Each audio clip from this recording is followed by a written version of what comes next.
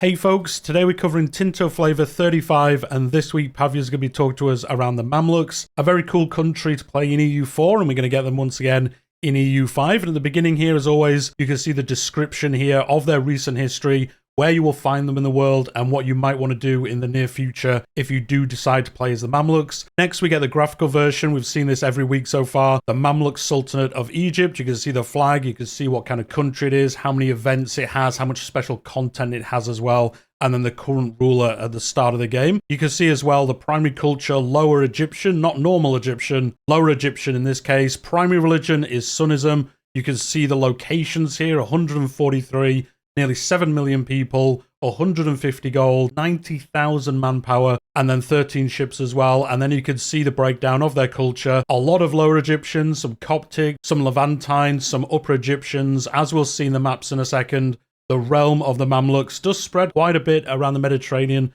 so it does have a mix of people here as well. And you can see that in the religion, Sunnism, you got some Shiism and Orthodoxy as well. Recent lands that they've taken off the Byzantines, and now they're under their control. And you can see that in the first of the maps here. You can see the realm around Egypt, the top bit of Arabia along the coastline there, and then up into like Antioch, these different areas up the coastline. So a relatively big realm to play as. A lot of space here. I guess a lot of it is down the Nile, so it is going to be very useful. You do have a lot of desert as well, so it's not exactly as big as it might look, but it is an important area in the world, and it is going to be a cool place to play. You've got a lot of different options. I think when I played these in EU4, you can go like west into Africa, you can go east into Arabia, Persia, or of course you can go north. Well, the Byzantines aren't there in EU5, but you will have the startups of the Ottomans, all these different realms that you might be able to beat to the takeover of Anatolia, and then you could be the power in that area of the world as well. You can see here in the next map, this is the political version. You can see in the dark green, the Mamluks lands, and then you can see their allies and tributes and things like that around them. So they do have some allies, they do have some things going on in this area. And then you can see in there as well, Mecca, Medina, these areas of the world very important to the religion that they follow. You can see in the next map a more zoomed in version. You can see the mouth of the Nile, the floodplains here. And this is obviously a very fertile area of the world. It's going to be a really good base to start from, and then build out your empire. Or I guess you could try, it's not exactly playing tall, but you could just really focus on this area, Alexandria, these different places, and then build out doing something else in the long term. You could be a very good trading nation here. You've got the Mediterranean, you've got the Silk Road, not that far away. And then also, you know, in the south of Arabia, you've got all those trade nodes that get more and more important. And then next, they're going to give us some information about the unique content for the Mamluks. And if you don't know who they were a slave soldier caste, becoming the ruling elite of the lands formerly held by the Ayyubids. And so the content for this realm is kind of based around that and unlocks unique content for them. So you can see that on the screen, the Mamluk government reform. And this gives you some modifiers. Monthly army tradition, 0.10. Can promote Mamluk. They're going to talk about that in a second. And can build the Mamluk barracks. They're also going to cover that in a second as well. So the first one here is can promote Mamluk. This enables the ability to promote Mamluk in the parliament. And as to what that does, they're going to talk about that in a second. The next one is the can build Mamluk barracks. And you can see that on the screen as well. This military building. Monthly manpower plus 25, can recruit regiments here, yes. So this is a specialized version of the normal barracks you can build. The requirements for construction as well listed there. So you're going to be building these as the Mamluks, some nice manpower. And then obviously, as it says, you can actually build armies here as well. And the next, they are going to cover that parliamentary request we talked about. You can see that on the screen here. So if you don't know how the parliament works, you can go to this, I think it's every 5 years or something, if I remember correctly. And you can go to your parliament and say, hey, I want to do this thing. And then you have to get enough votes in the parliament to pass that. As you can see in this screenshot, they're currently trying to increase their kind of diplomatic ties to their neighboring realms. But you can see that special one there, promote a Mamluk, only 25% support when you start it. So you're going to have to give a lot of things to the parliament to get them to pass this for you. But you can see some of the other more generic ones. Ask for larger levies, prepare for war, ask for law changes, and you will ask for these. And then, as I said, your parliament will say, this is how many votes you've got. Why don't you give us some stuff, and then we will vote this through for you. You can see in the next screenshot what this does. So promote a Mamluk, elite soldiers that are capable of prime positions in our administration, and we're trying to get one of these. So this will spawn an event that will happen. You will also lose some support of one of your estates as well. But you can see that event in the next screenshot, Mamluk promotion, and you've got Boru here who will join your realm if you do push this, or you have Halil. You can choose between them basically, and you can see some of the breakdown here. So the first one is promote Boru. He will move into the Sultanate of Egypt. He will join the nobility estate. He will found a new dynasty in this area, and then the other guy just dies. He's just like, nah, do you know what? goodbye, I'm out of here. And then you have this person in your realm. You can see him on the screen now, our courtier, where he is and what he is getting up to. He actually comes with a general trait because he's come from the army, and they're going to show that off next. You can see it here. Army morale plus 10%, army reinforcement cost minus 10%. So he's going to be very good, obviously. If you put him in charge of one of your armies, he's going to be really cool to do that with. And then as they're talking about the armies, they're going to show off here a unique set of laws that they have for the Mamluk. And you can see that on the screen now, Mamluk army law, and you can see the current policy is plus 2.5 discipline. But as you can see further down, there are 3 other policies that you can implement instead of that one. Next, they're going to show off the Mamluk promotion law again. This is where you can set different policies based around this. So in this example, they've got non-culture levy size plus 15%. As we've seen, they have lands across the Levant, across Egypt. And as you're expanding out, you're going to have more and more different cultures here as part of your realm. And then they will give you more troops for your armies. And again, you can see there are 2 other ones as well. So there is merit basis, the one they're showing now, origin basis, and dynastic basis. Next, they're going to show Mamluk rank system. So again, another law that they have, and then some different policies within it. So the first one here is rigid rank, noble estate satisfaction equilibrium plus 5%, monthly progress towards aristocracy 0.02. So really, you know, a very rigid system. Or obviously the opposite of that is fluid.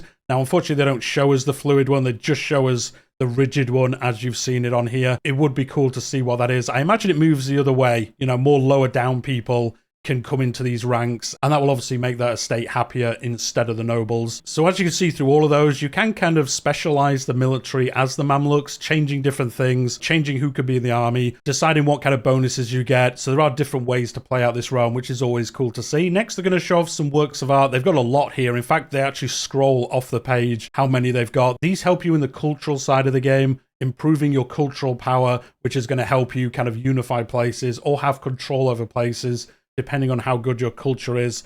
Next, he's going to go through some of the advances that the Mamluks have. So they have early Mamluk here. This is available in the Age of Traditions. It does require feudalism, and this is a regular infantry unit type. You can see that on the screen now. The combat power, morale damage done, combat speed, all the things we've seen each week with these. So you'll have these, and then following on from that, you can get Reformed Mamluk. This is available in the Age of Renaissance, and this is like the upgraded version of what we just saw, and you can see that now, the Reformed Mamluk. I'll put them actually next to each other on the screen so you can kind of judge the difference between them, and you can see again the combat speed, initiative, flanking ability, the requirements to build them, and the requirements for maintenance of them as well. So these are units, you're going to get a lot of these as the Mamluks. They're going to help you in your expansion. Or like I said, if you're playing tall maybe somehow, you know, a big tall realm, I suppose, you will have these defending your borders. Maybe you're playing the trade game, as I said earlier. And then relating to the trade game, Karimi Merchants is the next advance. Minus 10% trade maintenance, just making your trade that little bit cheaper for you. And that is available in the Age of Traditions. The next one, I'm not going to try to pronounce it, but this is available in the Age of Traditions. And this is a special auxiliary unit. These are what you use to kind of feed your armies, keep your armies on the move, so they're not getting destroyed through attrition and things like that. And once again, you can see it on the screen here. Morale damage taken, strength damage taken, all very bad things because they're not supposed to be fighting. These are all about bringing food to your armies. So they're quite quick, and you're just going to shuttle these into your armies to keep them supplied and allow them to then fight properly in your battles. The next advance they're going to show is Kashif. This is available in the Age of Renaissance. Efficiency of our cabinet plus 10%, all about having some wise administrators and helping your cabinet be that much better as you do progress through it.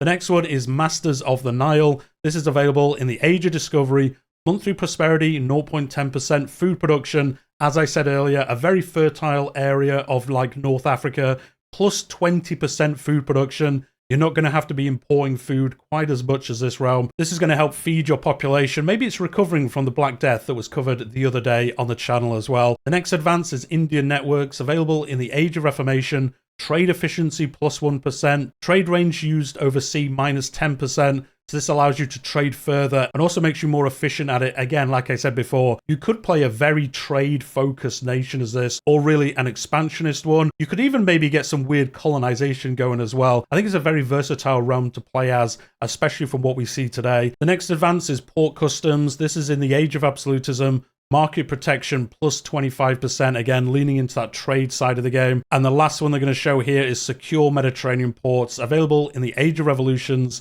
And this is maritime presence plus 25%. That's really going to help, especially around the coastline of the Mediterranean, increasing your control. You can spread along the coast and then you'll get the benefit out of it as well. So that is one you'll probably pick up as soon as you can. Next, they're going to cover some of the narrative historical events available for the Mamluks. And the first event they're going to cover is the repercussions of Mansa Musa Qaeda and his pilgrimage, a very famous ruler, one of the richest people in the world. He ruled Mali and also went on this big pilgrimage to the holy site, and this is what it's talking about. Hopefully the next Mansa is wiser with his generosity. They're saying like, hey, he came through, he flooded our market with all his gold and stuff. That is actually bad for us in the long term, but you can see the outcome of this. You get repercussions for 2 years. You gain 250 gold, 75 gems, 45 salt, but you will also gain 5% inflation. All this money coming in, all this good stuff, but it has long-term issues for you, and you're going to have to deal with that through some cabinet actions and maybe paying to reduce your inflation as well. The next event is Letter from a King. This is the ruler of Georgia, and as you can see in that like blue background text, this is based, as they said earlier, on a historical issue that happened.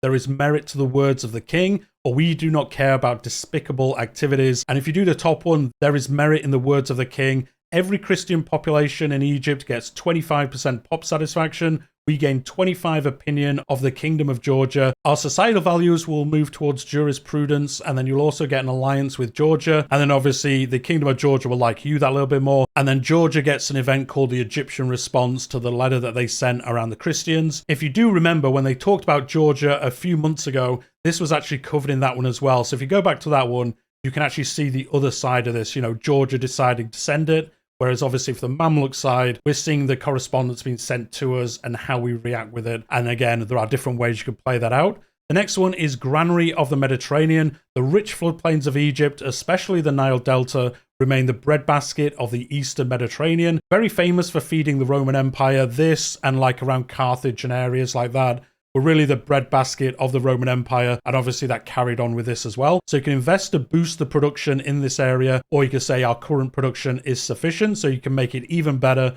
or you can say, do you know what, it's enough, we can invest in other areas of the realm instead. The next event is called Mosque Madrasa of the Sultan, and this is all around your ruler building a mosque. You can see in the blue background text again, historically this building was built, and when it was built, and who built it, and some information around it, a sign of our prosperity and piety. The next event is around a citadel being built, so very similar to the previous one, obviously a more military building. Again, you're building something in your realm, and you can say, very well, we will build this, or we can say, we will be frugal instead. If you do decide to build this palace, you can say, very well, you will lose some money, you will gain some legitimacy, and then the place where you build it will gain prosperity by 30%, and you will start building a palace building, and you can see that in the next screenshot. Monthly legitimacy 0.02 better if it is built in your capital, which you're going to build it in anyway. And then also silk output 2.5% better. You get cloth output plus 5%. If you have a lot of cloth output, this building will be very good for you. You'll probably want to invest in that side of the game as well.